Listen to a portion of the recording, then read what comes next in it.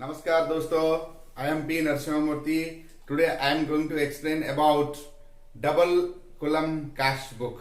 Already we discussed so many topics in the previous classes, and I requesting to all of you, I am continuing these for the services provided to the students who are in need of these topics. So please subscribe my channel and give a chance to continue this. Okay, thank you.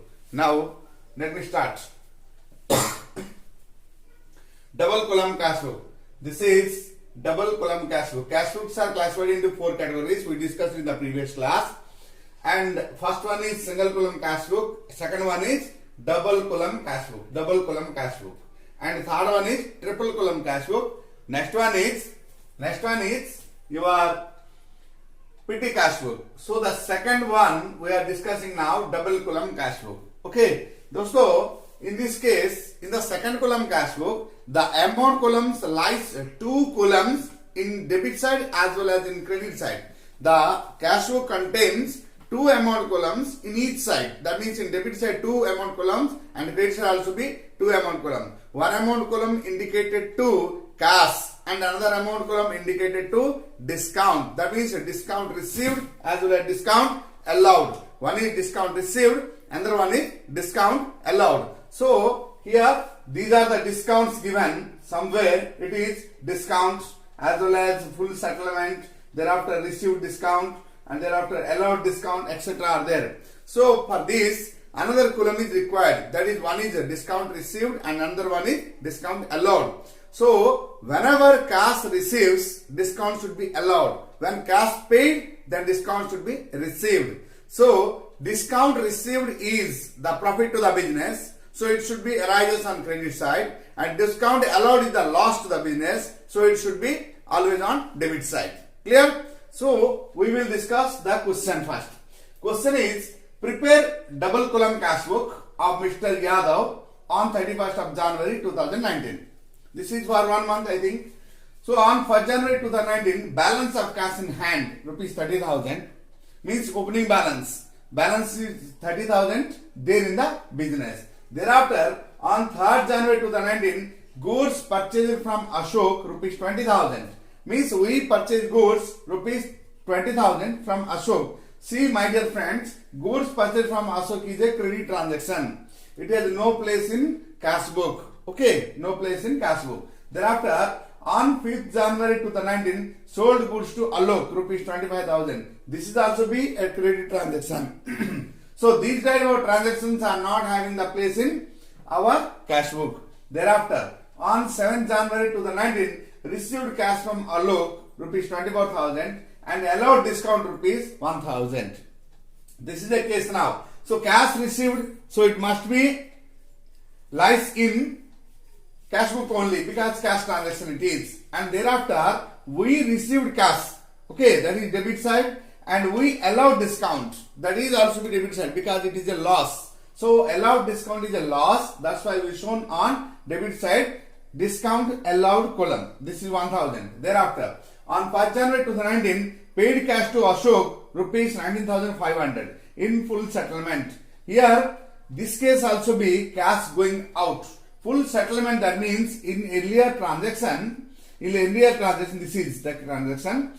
Goods purchased from Ashok is 20,000 once upon a time, means when it is on 3rd January, and on 9th January we paid the money to Mr. Ashok 19,500 only in full settlement. That means what? 500 rupees discount we received now. Clear? And thereafter, on 11th January 2019, paid to Bimal rupees 16,500, received a discount of rupees 500 and received discount of rupees 500. So this is also be a case. We given the money 16,500 and received discount rupees 500. Okay. Thereafter, on 17th January 2019, received from Basant rupees 13,000, allowed him a discount of rupees 300. So these are the concepts now. Already we paid 13,000 rupees to Mr. Basant, and now we means allowed him discount. Received from Basant. Yes, we allowed discount to Mr. Basant, amounted 300. So it is a loss to the business, so it should be debit side. Over. Now we will go to preparation of double column cash book with the format. Okay, just wait. I will go to the page now. Dosto, now we will discuss how to prepare double column cash book with a given question. Already we completed the question, so that first this is the pro forma for preparation of double column cash book. So it indicates the debit side, this is debit side, that means receipt side. Receipt side. And this one is the payment side. Payment side. So now this indicates to date. Next one is particulars. Next LF, ledger folio, and this is discount. Discount allowed. Allowed. This is amount. In rupees. Amount in rupees. And thereafter credit portion, again date. Again it is particulars. Particulars, and this is LF, and this is again discount. Discount, what it is? Received. And this is amount. Over. So this is a process. Okay, this is the process of.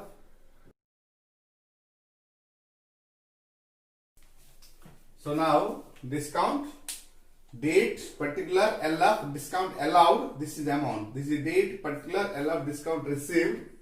Okay, discount received, and next discount received, and next is amount. So now come to the topic. First transaction on 1st January. This is 2019. 2019. It is January 1. Okay.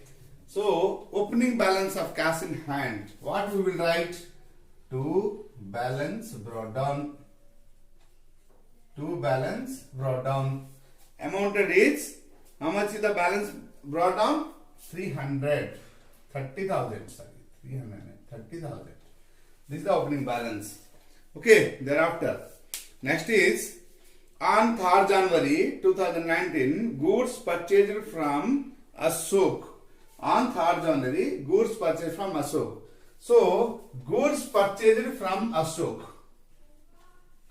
Goods purchased from Ashok amounted to 20,000. So, this is a credit transaction and have no place in cash book. Okay. So, don't need to write. Thereafter, next, another question. That is, sold goods to Alok. How much goods to Alok? It is 25,000. Yes, 25,000. Sold goods to Alok. It is 25,000.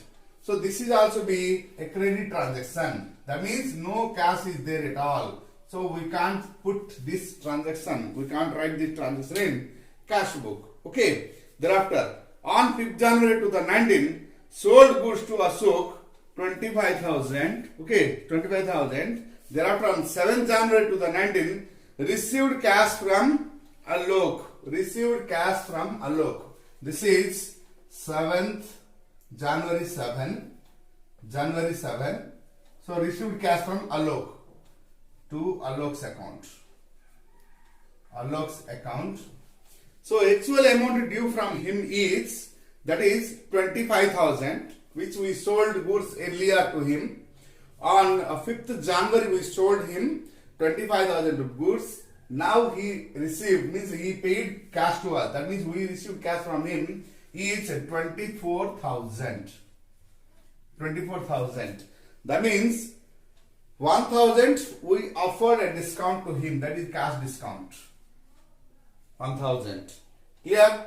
So how we will just use to write discount allowed and discount received in the cash book? Please try to understand. Here to Alok's account. Here, my dear friends, I am requesting you, try to understand. This is to and this side is by. These are the formalities. Don't compare with grammatic words. That means to Ashok means we are paying. Don't think like that. this side is receipt side and this side indicates to the word to. This is a formality.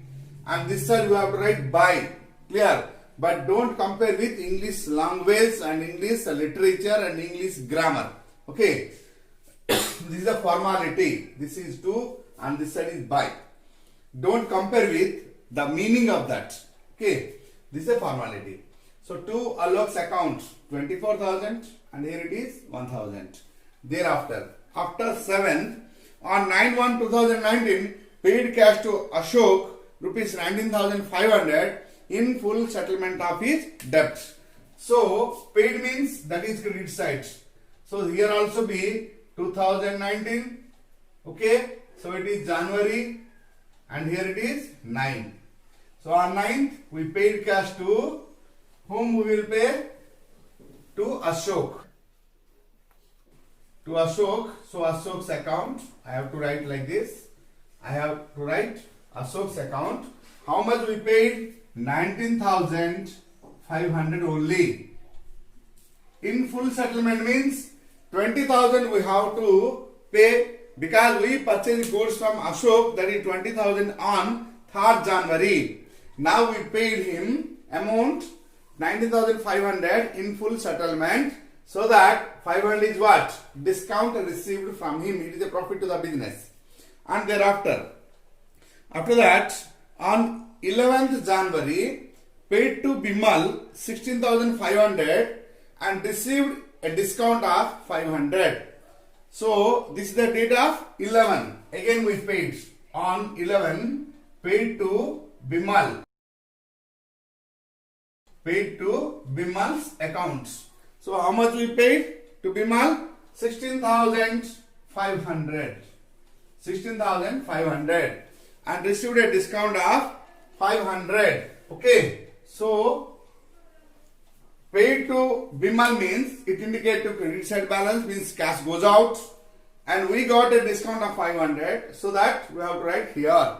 Over. Thereafter, again another one, received from Basant rupees 13,000, allowed him discount 300.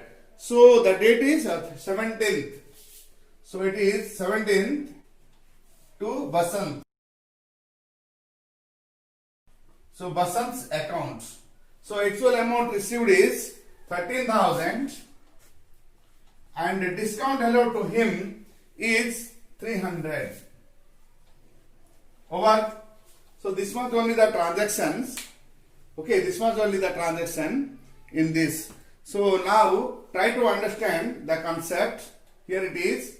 First case, opening balance brought down is 30,000 given, and thereafter purchased goods from Ashok. Okay, purchased goods from Ashok 20,000 on 3rd January.